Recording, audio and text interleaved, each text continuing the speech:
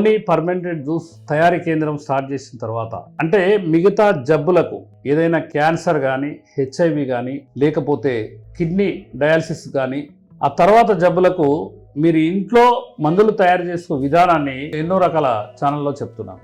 ఈరోజు భారతదేశాన్ని వేధిస్తున్న సమస్య సంతానలేమి.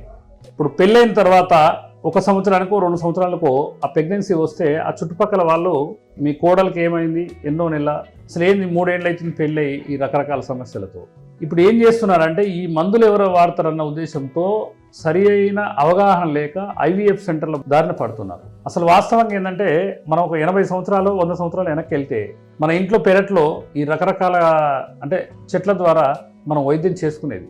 దాన్నే ఇప్పుడు మేము చేస్తున్న పారంపర వైద్యం, గురు పారంపర వైద్యం. కాబట్టి మీకు సంతానలేమికి ఒక అద్భుతమైన చిట్కా చెప్తాను, మీరు ఇంట్లో తయారు చేసుకునే విధంగా. దీంట్లో కావాల్సినవి ఒక 4 రకాల ఇంగ్రీడియంట్స్. ఒకటి అల్లం.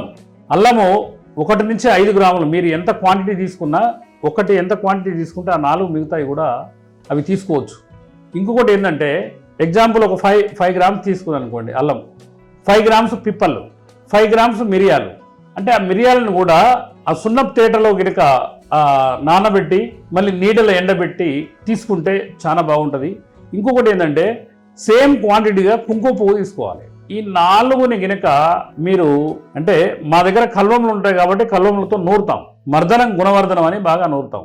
నూరిన తర్వాత అది కొద్దిగా డ్రై అయిన తర్వాత మీరు దాన్ని ఉదయం ఒక చిటికెడు, సాయంత్రం ఒక చిటికెడు గినక మజ్జిగల కానీ, నెయ్యితో కానీ, వెన్నతో కానీ, తేనెతో కానీ, అంటే ఏదైనా ఈ 4 అనుపానం అంటే దీనిలో కలుపుకొని తినేదాన్ని అనుపానం అంటారు. లేకపోతే కొంత డైరెక్ట్ నోట్లో వేసుకొని కాస్తని వాటర్ కూడా తాగొచ్చు. కాకపోతే ఏంటంటే పరిమాణం ఎంత ఉండాలంటే చిటికెడు ఉండాలి, ఎక్కువ ఉండదు.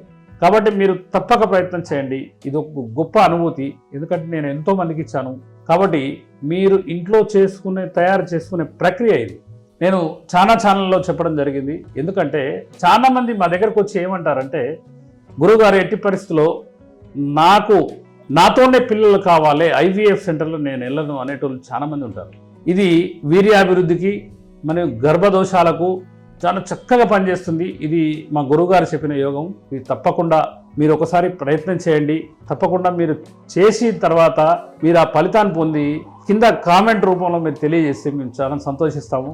ఇట్లాంటి యోగాలు ఈ సోషల్ పోస్ట్ ద్వారా వస్తున్నాయి కాబట్టి, ఎందుకంటే ఈ వీడియోని కనుక మీరు షేర్ చేస్తే ఎవరైనా పిల్లలు లేని దంపతులకు మీరు జీవం పోసిన వాళ్ళు అవుతారు. తప్పకుండా ఈ యొక్క వీడియోని షేర్ చేసి తప్పక సహకరిస్తానని కోరుకుంటూ మీ యొక్క పండిట్ శ్రీనివాస్ గురూజీ, బోధిధర్మ ఆయుర్వేద, బోడుప్పల్, హైదరాబాద్ అండ్ మిర్యాలగూడ.